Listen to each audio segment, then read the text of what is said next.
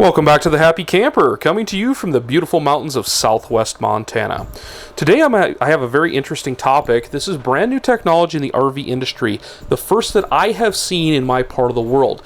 So here in Montana, conventional thinking has said we've always had to have a gas-electric absorption system for a refrigerator in an RV. So we could go out in the backwoods and not have to be plugged into electricity, and we would be 100% self-sufficient.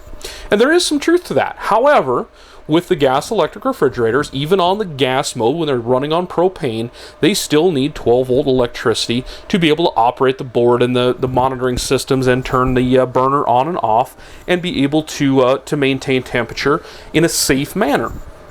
The old refrigerators didn't require that.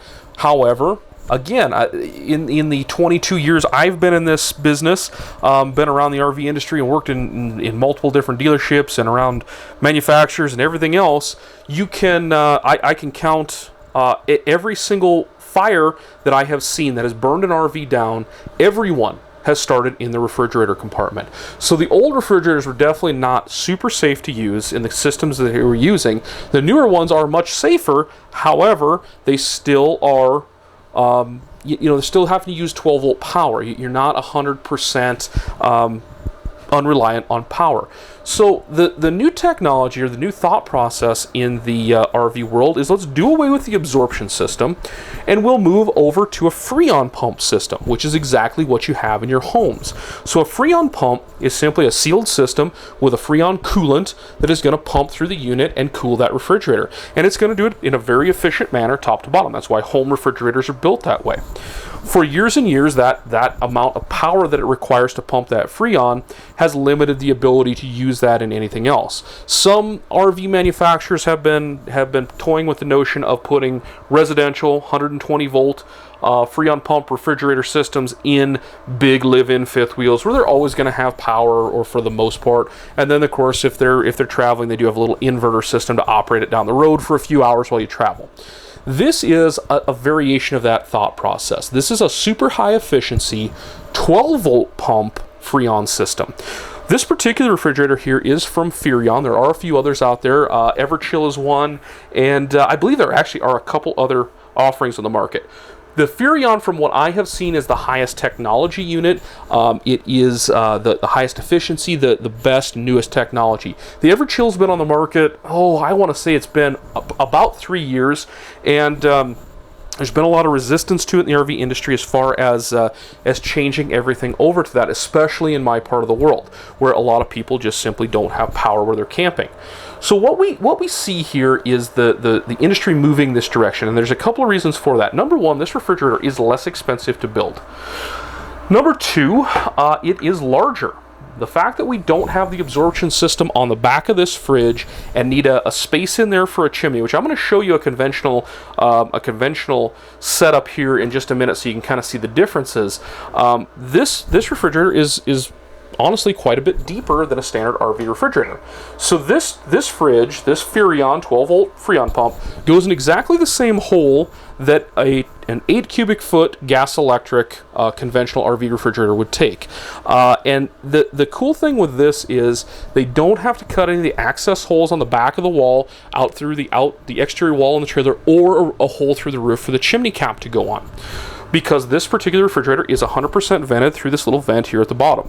So we're 2 cubic feet larger than your upgraded gas electric RV refrigerator. We're less money to build it, and it's safer to use. The other nice thing with this particular refrigerator is it does not have to be level to operate. This pump system will force the Furrion through it no matter what, where the absorption system has to be level to operate properly. And if it isn't, it will damage it, and it's quite expensive if you do damage a Furrion, or an absorption system, because of course there's not much you can do with them. You have to just simply replace them.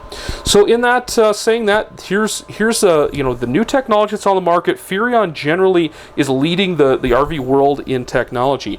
But like I said, the interesting thing with this guy is it's this one control, just like you're used to on your home fridge.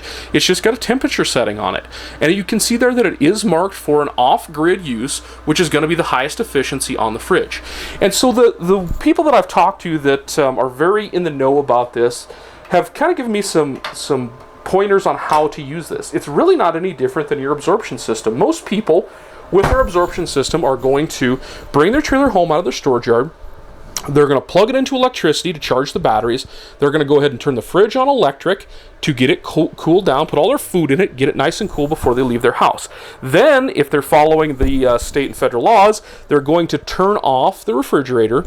They're going to travel to where they go, to their campsite, and then go ahead and turn it onto the gas mode to continue to cool it. So this fridge would not be used all that different. When you go home, you plug it into electricity, you turn that little knob to the coldest setting, get everything nice and cold, all the food in it nice and cold. Then you simply, when you're ready to go, turn the knob back to the off-grid mode, hook up your trailer, and go down the road. As you're traveling, number one, we're not losing cool because we can run the refrigerator down the road. We're also not breaking any laws because if you have a gas refrigerator running on gas while you're traveling and you pull into any gas station, you now have an open flame in the vicinity of a gasoline pump, and that is absolutely illegal. If you're just simply out on the open road, the wind is blowing the flame out pretty often, and you can get a gas buildup in the chimney in the back of the fridge, and once that ignites, that's how we get a lot of RV fires. So again, there's a lot of safety factor to this and some convenience to it too. So again, if we're out traveling and the fridge is running on 12 volt, keeping everything down to temperature while we're traveling, your vehicle is going to be charging your battery as you go down the road, so we're not losing battery power. And so when you get there, then you're just simply ready to go. You don't have to cool down again from scratch. It's an interesting technology and a very, very cool new thing that I think we are going to see the RV industry go to this 100%. I don't know how soon it's going to happen, but I think the technology has gotten a lot better, and it's progressing more all the time, and I do believe that you're going to see this become more and more prevalent. This particular Furrion 12-volt pump setup is in a new 2020 Alpha Wolf 29QB. This, of course, is here at our sponsor's dealership at Rocky Mountain RV in Butte, Montana. So they were nice enough to let us come in and look at this trailer today and give you some advice on this new refrigeration system. Now, with when you do this particular setup with Alpha Wolf or their sister Arctic Wolf, which is the fifth wheel series, they will do something called a juice pack, which is simply a roof-mounted solar panel, and then we have a voltage regulator and digital output here on the wall. So that solar panel is going to be charging anytime that you're out in the sun. We're going to have a real-time digital voltage display here, so we can see that this is you know exactly where your battery voltage is. So if that voltage starts dropping down and we get down to that 11 and a half volts, you know, it's time to get those batteries charged. And for most people in Montana, even with conventional systems, they still are going to have a generator. So you go ahead and start your generator, let it run, get your batteries up to snuff, and away you go.